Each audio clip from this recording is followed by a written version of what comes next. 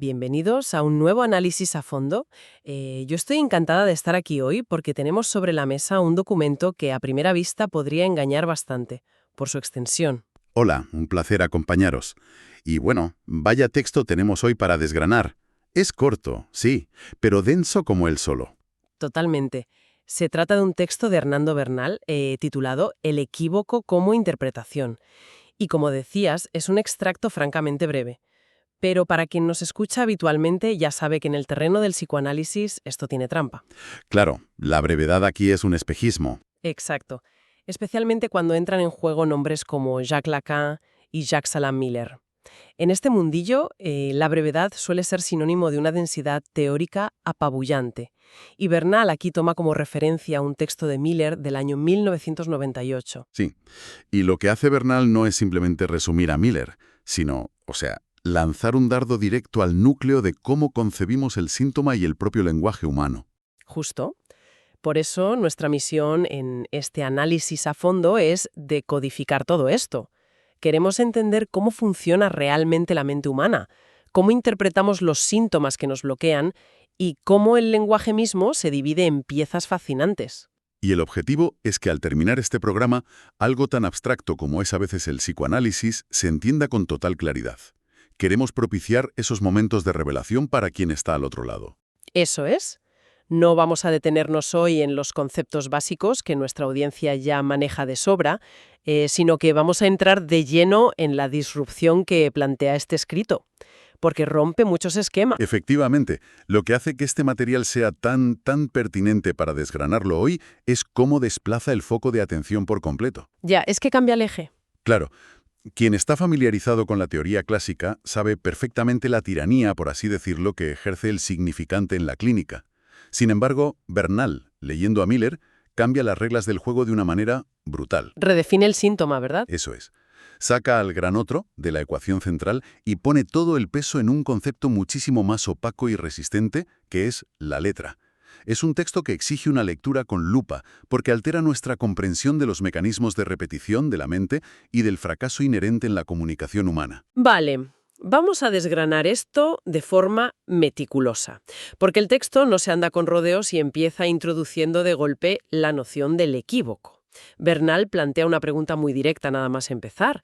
Él dice, ¿en qué consiste el equívoco como interpretación? Y la respuesta que da, apoyándose en Miller, es fascinante. Sí, la respuesta es que el equívoco ocurre cuando algo, y cito literalmente, se dice parecido y se escribe de otro modo. A ver, es una frase engañosamente simple. Muy engañosa. Parece que estamos hablando de un mero chiste ortográfico, un juego de palabras. Pero sabemos que aquí hay un andamiaje teórico mucho más pesado. Yo propongo una analogía para que se entienda bien esta diferencia entre hablar y escribir. Me parece perfecto, adelante. Imaginemos que alguien, hablando de su vida, dice la palabra errar. Fonéticamente, en el aire, esa palabra resbala. Claro, porque puede ser errar sin H, de cometer un error, de equivocarse en la vida. Exacto. Pero también suena idéntico a errar con H, de clavarle herraduras a un caballo. O pensemos en la palabra vaca. Puede ser el animal que da leche, con V, o el portaequipajes del coche, con B. En la oralidad, todo eso es ambiguo. Se dice parecido. Y ahí está la clave. Si conectamos esto con el panorama general, hay que entender el salto cualitativo que se está dando aquí. El paso a la escritura. Eso es. El texto cita directamente a Miller para explicar que, desde el momento en que se interpreta jugando con este equívoco del lenguaje, se está interpretando a través de la escritura. En la oralidad reina la ambigüedad fonética que comentabas. Sí, el sonido es libre, por así decirlo. Pero cuando esa interpretación apela a cómo eso se escribe de otro modo, se está forzando un límite estricto. Por el simple hecho de pasar por ese filtro de la escritura, de decidir si lleva B o V, si lleva H o no, el equívoco deja de ser un mero malentendido. Se convierte en algo sólido. Exactamente. Se convierte en lo que el texto denomina de forma muy precisa la letra. Hay que detenerse a pensar profundamente en esa frontera entre hablar y escribir, porque es el motor de toda esta primera parte del análisis. En el discurso hablado, el significante fluye, se encadena con otros, Permite el lapsus. justo permite el lapsus por esa similitud fonética, pero al introducir la dimensión de la escritura se impone una fijeza absoluta. Volviendo al ejemplo del error, si alguien dice algo que suena a errar de equivocarse, pero al analizarlo se señala esa otra escritura posible, la del trabajo pesado de errar con H, esa simple H muda cambia todo. Se vuelve un muro de hormigón. Un muro, sí. La interpretación, al revelar esa otra escritura, congela el sentido, fija el concepto en una letra. Es una distinción crucial y muy clínica. En la oralidad el lenguaje es escurridizo, pero la escritura, la letra, exige una toma de postura material. Esa fijeza, esa imposibilidad de que la marca material mute una vez inscrita, es lo que fundamenta el concepto de letra, Y el equívoco fonético queda atrapado ahí. precipitado en una forma inamovible. Y es justamente esa inmovilidad la que nos lleva al siguiente gran punto de Bernal, el gran salto del texto. Claro, y aquí es donde el texto lanza una definición que, madre mía, rompe con toda la concepción tradicional. Afirma categóricamente que el síntoma es lo que del inconsciente puede traducirse por una letra. Es una frase durísima. Merece que le demos un par de vueltas a esto, porque tradicionalmente se podría pensar en el síntoma como un mensaje cifrado, ¿no? Como un conflicto dinámico entre significantes que alguien tiene que desentrañar. Como un jeroglífico a resolver. Exacto. Pero Bernal dice que no, que el síntoma es una traducción a una letra. Ya no hablamos de palabras que buscan ser descifradas, sino de un resto material. El texto no deja ningún espacio para la ambigüedad en este punto. Subraya de forma muy enfática que el síntoma no depende del significante, depende exclusivamente de la letra. Es una separación radical. Radical. Para quien está habituado a operar con la idea de que el inconsciente está estructurado como un lenguaje, donde el significante manda, afirmar esto es cambiar el paradigma por completo. Aquí es donde la cosa se pone realmente interesante, porque es vital que marquemos una frontera muy clara entre el significante y la letra. Son dos términos que la gente suele confundir a menudo. Se solapan si no hilan fino. Eso es. El texto nos da una dualidad exacta. Establece que el significante es pura diferencia, mientras que la letra es pura identidad. Y para entender esto bien, me gustaría proponer otra analogía cotidiana. A ver, ponla sobre la mesa. Pensemos en el significante como si fuera, digamos, el dinero. Un billete de 20 euros. Ese billete es pura diferencia. Su valor no reside en el papel en sí, sino en que no es un billete de 10 ni uno de 50. Cambia de valor según la inflación, según el país en el que estés, según el mercado. Depende totalmente del contexto. Es pura negatividad o diferencia. Es un planteamiento estupendo. Ese significante, ese billete, representa la dimensión donde intentamos explicarnos, donde tejemos narrativas que cambian según quien nos escuche. Pero luego tenemos la letra, que es pura identidad. Siguiendo con la analogía, la letra no sería un billete. Sería como, no sé, un bloque de plomo macizo. Me gusta esa imagen. Un bloque de plomo no cambia su peso ni su densidad dependiendo de si estás en España o en Japón. No importa el contexto, no depende de ninguna otra cosa para ser lo que es. Es simplemente idéntico a sí mismo, pura identidad. Claro, y resulta impactante leer en el texto que nuestro síntoma, esa piedra con la que tropezamos 1000 veces en la vida, no es ese billete fluido que cambia de valor, es el bloque de plomo. Es la letra. Esa pura identidad es lo que explicaría la terquedad del síntoma. Porque insiste de forma tan ciega y mecánica. Por eso, entender intelectualmente un problema no hace que desaparezca. Porque si fuera un significante, bastaría con reordenar tu relato, ¿no? Exacto. Bastaría con cambiar el contexto narrativo para dejar de sufrir. Pero como su núcleo es ese bloque de plomo, insiste al margen de lo que te cuentes a ti mismo. Ahora bien, el texto de Bernal es muy agudo, y para evitar que esto parezca un callejón sin salida, introduce a Lacan y el concepto de signo. Cierto, el signo.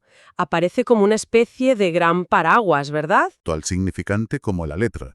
Es el punto exacto de unión. No es que uno borre al otro. Entonces, ¿qué significa todo esto en la práctica? porque Bernal no se queda en la teoría abstracta. Nos lleva de la mano hacia la página 308 del texto de Miller. Y ahí es donde desglosa magistralmente esta división interna del signo. Sí, lo separa en dos vertientes. Vamos a detallarlas, porque esto es vital. Vamos allá. Por un lado, si miramos el signo desde el punto de vista del significante, este tiene un efecto de sentido, de meaning. Intenta decir algo, y la consecuencia de esto es que implica a el otro en el lenguaje. Es decir, involucra a alguien más. Busca una comunicación, una respuesta externa. Exacto. Pero por otro lado, si tomamos el punto de vista de la letra, el signo ya no tiene un efecto de sentido, tiene un efecto de goce, enjoyment. Y la clave absoluta aquí es que este punto de vista no implica a el otro. Y esto es fortísimo. Tenemos que extender un poco más esta discusión sobre qué significa implicar a un otro. Cuando decimos que el significante busca el sentido e implica al otro, estamos hablando de nuestra necesidad básica de ser escuchados. La demanda social por excelencia. Claro, alguien va a terapia o habla con un amigo, cuenta sus penas e intenta que ese sufrimiento tenga lógica. Buscamos que el otro nos entienda, nos valide, nos descifre. El lenguaje ahí tiende puentes. Es una síntesis perfecta. Es el lenguaje que busca sentido. Pero el texto de Bernal separa eso magistralmente del lenguaje que simplemente busca goce. Al aislar la letra, subraya un territorio oscuro donde se anula esa búsqueda del otro. A la letra de nuestro síntoma no le interesa si alguien la entiende o la perdona. Simplemente obtiene una satisfacción opaca en su propia repetición mecánica. Es que claro, si la letra no implica al otro y produce un efecto de goce, Esto plantea una pregunta importante. ¿qué tipo de goce es este? El texto es clarísimo. Al no implicar al otro, a los demás, este goce se define como un goce autista. Madre mía, goce autista. Es un término que genera muchísimo asombro al leerlo. Impacta bastante, sí. Hay que aclarar para quien nos escucha que no tiene nada que ver con el diagnóstico clínico del autismo como neurodivergencia. Se refiere a la raíz de la palabra, a un circuito radicalmente cerrado sobre sí mismo, Aislado. totalmente aislado, un goce que gira sobre su propio eje y no tiene ventanas hacia el mundo exterior. Y aquí es donde parece que Bernal conecta todos los puntos finales del texto, porque nos dice que el síntoma combina ambas cosas.